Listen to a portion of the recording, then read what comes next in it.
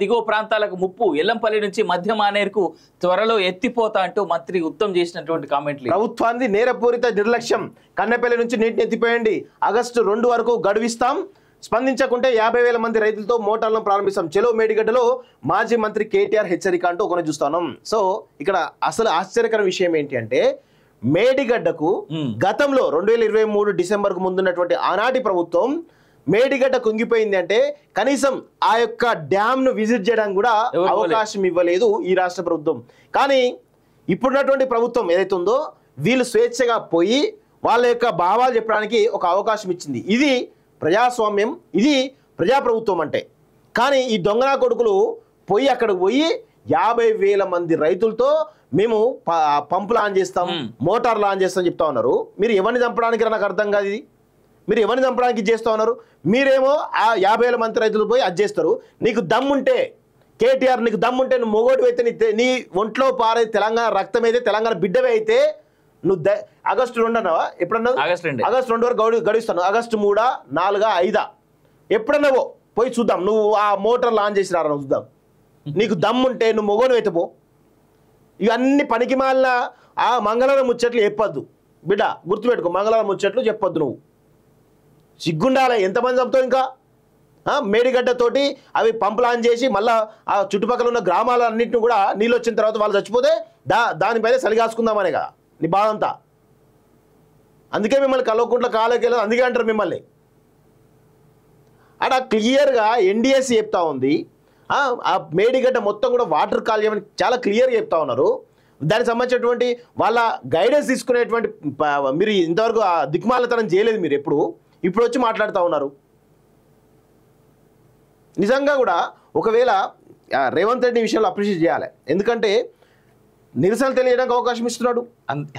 అన్ని రకాలుగా స్వేచ్ఛగా తిరిగేటువంటి అవకాశం వస్తూ ఉంది, స్వేచ్ఛగా మాట్లాడే అవకాశం ఇస్తూ ఉన్నారు. గతంలో మీ పాలనలో నోర్లు కట్టేసుకొని మేడిగడ్డ పోదామంటే ఆకునూరు లాంటి వాళ్ళు కానీ మా లాంటి వాళ్ళు మేడిగడ్డ పోదామంటే ముందే దానికి 2 కిలోమీటర్లు 2-3 కిలోమీటర్ల ముందే కంచేసేసి అక్కడ పోకుండా పోతే కేసులు పెట్టాడు. పోలీసులు అడ్డుకట్ట నిల్చొని వల్ల సిగ్గుండాలి. పోలీసు పహారాలో మీరు మేడిగడ్డను ఆపలేదు అందరినీ. ఇప్పుడు వచ్చి మాట్లాడుతూ ఉన్నారు సిగ్గు లేకుండా. ఒక మేడిగడ్డ ఏందన్నా నిరుద్యోగుల సంగతి? నిరుద్యోగులు నేను రోడ్డు మీద రానిచ్చిండా? ప్రవళిక అనే అమ్మాయి చనిపోతే అమ్మాయి గ్రూప్ అసలు అప్లై చేయలేదు, గ్రూప్ అసలే అప్లై చేయలేదు, ఆమె లవ్ ఫెయిల్యూర్ చచ్చిపోయిందని చెప్పినటువంటి దుర్మార్గుడు నువ్వు ఇప్పుడు వచ్చి మాట్లాడుతున్నారు. అందుకే నేను చెప్తా ఉన్నాను, తెలంగాణ ప్రజానికమా కాంగ్రెస్ పైన వ్యతిరేకత నడుస్తూ ఉంది. ఓకే, కాంగ్రెస్ చేసేట తప్పులను మనందరం కూడా ఎండగడదాం, అందులో నో డౌట్. కానీ గత 10 సంవత్సరాలు తెలంగాణ ప్రజలను పట్టి పీడించినటువంటి ఈ దొంగనా కొడుకులను ముందు పెట్టి మనం ఉద్యమాలు చేస్తా అంటే కుదరదు. మన కోదండరామ్ గారు కూడా అదే చెప్పారు, చాలా క్లియర్గా చెప్పారు. గత 10 సంవత్సరాలు నిరుద్యోగులు ఏ సమస్యలు పట్టించుకున్నటువంటి వీళ్ళతోటి నేనెందుకు కలిసి ఉద్యమాలు చేయాలి? వాళ్ళు గత 10 సంవత్సరాలు ఎవరిని పట్టించుకోలేదు, ఇప్పుడు వచ్చి మాట్లాడుతూ ఉంటే ఎందుకు పోవాలని చెప్పేసి చాలా క్లియర్గా చెప్పిండు. మేము కూడా అదే స్టాండ్ మీద ఉన్నాం. ఈ యొక్క బీఆర్ఎస్ పార్టీని తెలంగాణ నుంచి వెలివేయాలి అని చెప్పేసి చెప్తా ఉన్నాం. కానీ విషయం ఏంటి అంటే కాంగ్రెస్ పార్టీ కూడా బీఆర్ఎస్ పార్టీని ఎంకరేజ్ చేసే విధంగా వాళ్ళ చర్యలు ఉన్నాయి. వాళ్ళను సర్వనాశనం చేయమని చెప్తా ఉన్నాం. ఏం కాదు, తప్పేం లేదు. బీఆర్ఎస్ పార్టీ ఉండదు తెలంగాణలో. ఉంటే తెలంగాణకు భారీ నష్టం జరుగుతుంది. ఇక్కడ తెలంగాణ సమాజం కూడా ఒకటి అర్థం చేసుకోవాలి. ఇప్పుడున్న ప్రస్తుత కాంగ్రెస్ పార్టీకి చాలా భయం ఉన్నది. యాక్చువల్గా చాలా భయంతో పనిచేస్తున్నారు. గట్టిగా ఏడ ఉద్యమం కనిపించినా సరే కాంగ్రెస్ పార్టీ భయపడుతున్నది. ఇది ప్రజలు అర్థం చేసుకోండి. కాంగ్రెస్ పార్టీ చాలా భయంతోనే పనిచేస్తా ఉన్నది. దాన్ని ఎప్పుడైతే మనం అర్థం చేసుకుంటామో లిటరల్గా కాంగ్రెస్ తో ఏ పనైనా మనం చేయించుకోవచ్చు. వీళ్ళు కేవలం ఫోటో సెషన్ గురించి పోయినరు, ఏం లేదా వీళ్ళు పోయిందే ఏ పీకుడు పని లేదు, ఏది లేదు. ఆ మల్లారెడ్డి అని జోకర్ తీసుకుపోయినారు. వాళ్ళకి కావాల్సిందంటే ఒక రోజు 2 రోజులు విహారయాత్ర కావాలి, ఒక కమెడీని కావాలి. ఆ జీవన్ రెడ్డి కమెడీ ఉంటాడు, వీళ్ళకి మల్లారెడ్డి అని కమెడీ ఉంటాడు. వాళ్ళు జోకులు వేస్తా ఉంటే వీళ్ళు ఆహ్లాదకరంగా పోయి మంచిగా ముక్క సుక్క వేసుకొని వస్తారు. అంతే తప్ప తెలంగాణ మీద ప్రేమ కానీ కాళేశ్వరం మీద ప్రేమ కానీ వీళ్ళకు లేదు. ఇది ఒక విహారయాత్ర చేసుకున్నారు తప్ప వీళ్ళు చూసినాం కదా నిన్న. ఇది కాళేశ్వరం టెంపుల్ వేరు. వీళ్ళు కాళేశ్వరం టెంపుల్కి ఎవడన్నా గర్భగుడికి ఒక హిందూ ఆచారం ప్రకారం ఎవడన్నా షర్ట్ వేసుకొని పోతాడా? షర్ట్ ఇప్పేసి పోవాలి అక్కడికి. కాళేశ్వరం పూజారులైనా కానీ ఎందుకు మీరు అడ్డుకట్ట వేయలేదు? వాళ్ళను ఖచ్చితంగా గర్భగుడికి, కాళేశ్వరం గర్భగుడికి అంటే నాకు వేరే టెంపుల్ గురించి నాకు తెలియదు కానీ కాళేశ్వరం గర్భగుడి నేను పోతా దాదాపు ఇప్పటికి చాలాసార్లు పోయినా కానీ చెప్తున్నా. ఆ గర్భగుడి మాకు పక్కనే ఉంటుంది కానీ చెప్తాను. గర్భగుడికి పోవాలంటే ఖచ్చితంగా అంగి ఇప్పి పోవాలి అక్కడికి. ఓన్లీ బనియన్ మీద, బనియన్ లేకుండా కూడా పోవాలి ఆడికి. శ్రీశైలం కానీ వీళ్ళు ఏ విధంగా పోయినరు? ఆ కాళేశ్వరం టెంపుల్ ఆచారాలకు విరుద్ధంగా వీళ్ళు ఎందుకు పోయినరు? పూజారని చెప్పాలి కదా వీళ్ళకి, ఈ సన్నాసులకి. ఆ సన్నాసులకి ఎట్లా బుద్ధి సిగ్గు లేదు. మరి మీకేమైంది బుద్ధి పూజారులకు? శ్రీశైలమైనా అంతే కదా, శ్రీశైలం అంతే, ఏదైనా అంతే. గర్భగుడి పోయినప్పుడు ఆ హిందూ ఆచారం ప్రకారం అంగి ఇప్పాలి, పట్టు వస్త్రాలు ధరించుకొని పోవాలి. ఆ సోయిలైనటువంటి వీళ్ళు ఇప్పుడు వచ్చి మాట్లాడుతూ ఉన్నారు. ఏది పట్టదు వీళ్ళకు కాళేశ్వరం అనేది. వాళ్ళకు విహారయాత్ర నిన్న పోయింది, ఒక విహారయాత్ర మాత్రమే, వేరే ఏది కాదనే విషయాన్ని గుర్తుపెట్టుకోవాలి.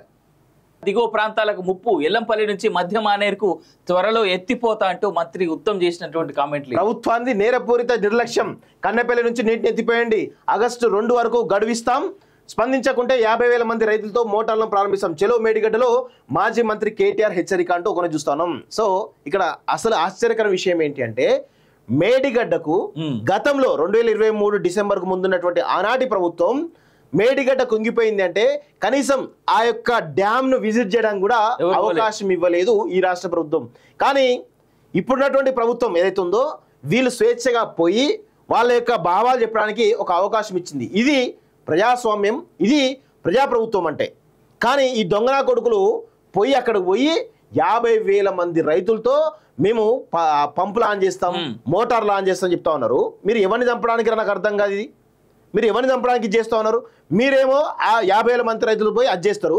నీకు దమ్ముంటే కేటీఆర్, నీకు దమ్ముంటే నువ్వు మొగోడు అయితే, నీ ఒంట్లో పారే తెలంగాణ రక్తం అయితే, తెలంగాణ బిడ్డవే అయితే నువ్వు ఆగస్టు 2 అన్నావా? ఎప్పుడన్నా?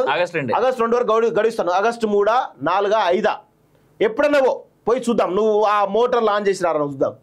నీకు దమ్ముంటే నువ్వు మొగోడు అయితేపో. ఇవన్నీ పనికి మాలిన ఆ మంగళవారం ముచ్చట్లు చెప్పొద్దు బిడ్డ, గుర్తుపెట్టుకో. మంగళవారం ముచ్చట్లు చెప్పొద్దు. నువ్వు సిగ్గుండాలి. ఎంతమంది చంపుతావు ఇంకా? మేడిగడ్డతోటి అవి పంపులు ఆన్ చేసి మళ్ళీ ఆ చుట్టుపక్కల ఉన్న గ్రామాలన్నింటినీ కూడా నీళ్ళు వచ్చిన తర్వాత వాళ్ళు చచ్చిపోతే దానిపైన సలిగాసుకుందామనే కదా నీ బాధ అంతా. అందుకే మిమ్మల్ని కల్వకుంట్ల కాలేకి వెళ్ళదు, అందుకే అంటారు మిమ్మల్ని. అక్కడ క్లియర్గా ఎన్డీఎస్సీ చెప్తా ఉంది, ఆ మేడిగడ్డ మొత్తం కూడా వాటర్ కాలేయమని చాలా క్లియర్గా చెప్తా ఉన్నారు. దానికి సంబంధించినటువంటి వాళ్ళ గైడెన్స్ తీసుకునేటువంటి మీరు ఇంతవరకు ఆ దిక్మాలతనం చేయలేదు మీరు ఎప్పుడు. ఇప్పుడు వచ్చి మాట్లాడుతూ ఉన్నారు.